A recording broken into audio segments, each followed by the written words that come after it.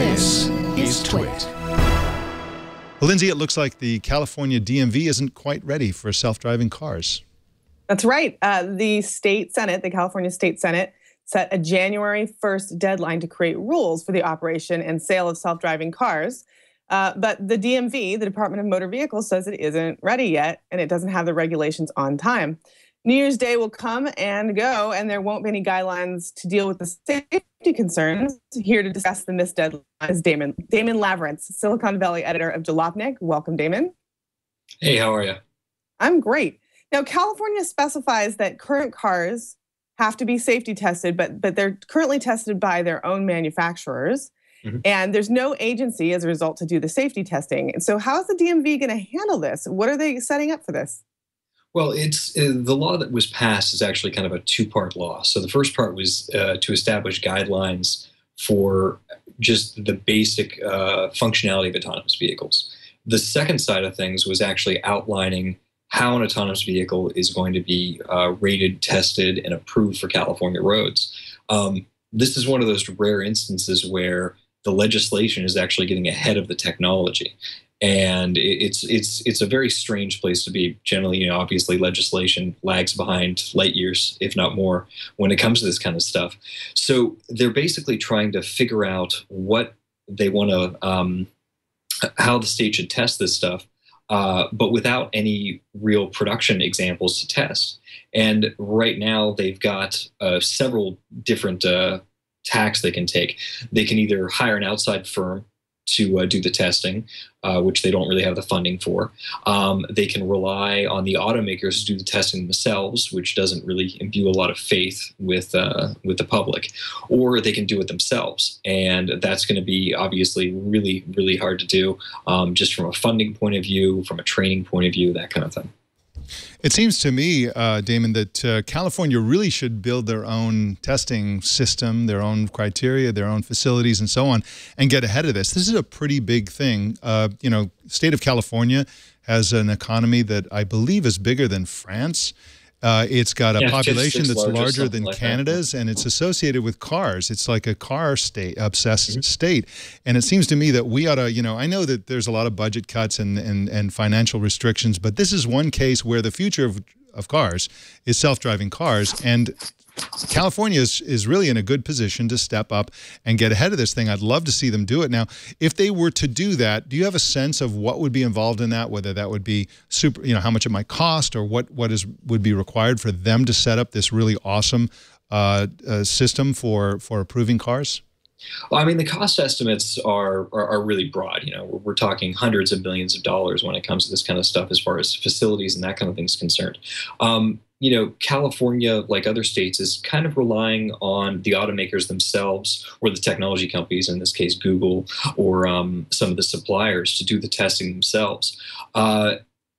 That's that space between where private industry kind of does its own thing and where the legislators have to come into play.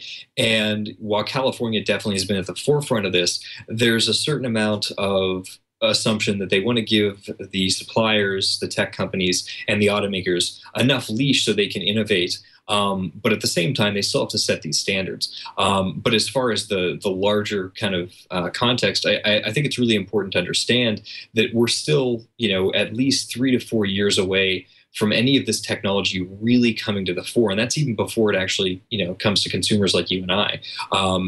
Most of the more conservative estimates are 5 to 10 years. And again, trying to legislate something that isn't even on the roads yet proves a little bit difficult. Has the agency given any idea of when it will be ready with these guidelines? What are the steps it needs to take to meet this? Well, it hasn't yet met the deadline, but to actually fulfill its commitment.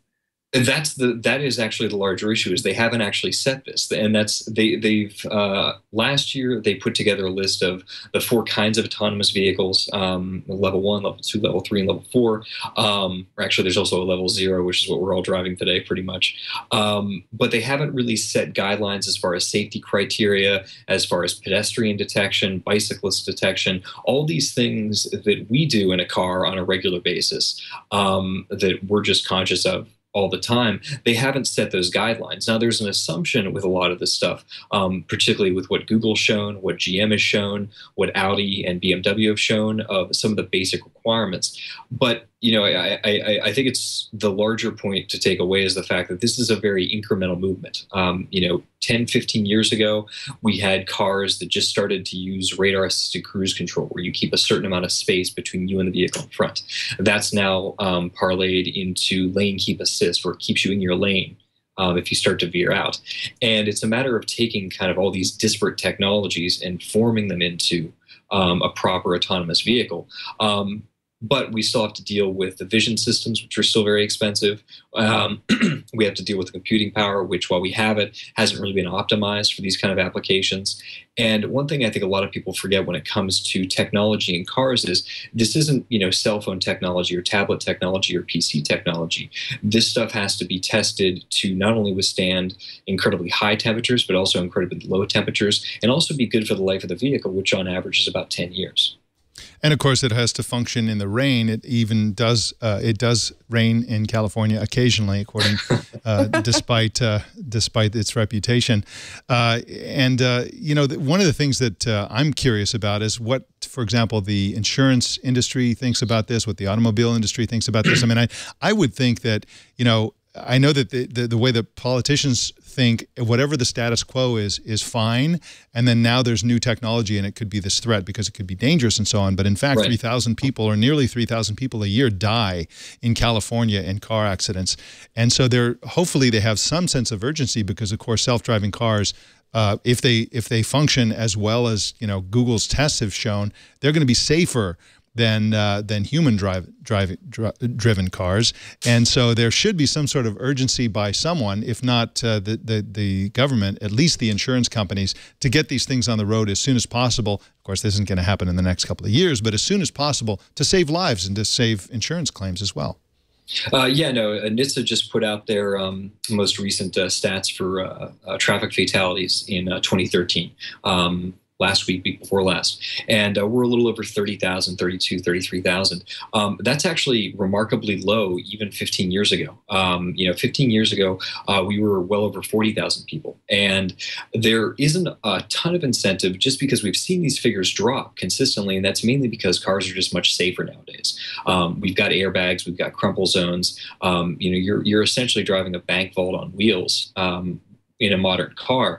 So the incentive to get that number from the low 30,000s down to, say, 10,000 or 5,000 obviously has got to be high from a public policy standpoint, but the steps they need to take to actually make that happen are not only very ill-defined, but when you start getting the legislatures, the insurance companies, and the automakers involved, everybody's kind of jockeying for what they're actually looking for.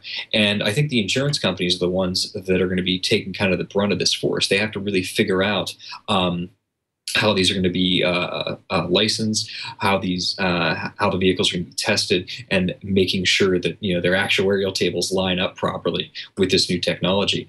The people I talk to in the insurance industry would love to see this happen, but they also realize that it comes at a time where our models for car ownership are changing a lot. So we're doing obviously a lot more car sharing, whether it be through Zipcar or Drive Now or something like that. And we're going to see, I think, kind of a confluence of events. We're going to see people that are opting for autonomous vehicles and also opting not to own a car either. And those two models actually obviously work really, really well together.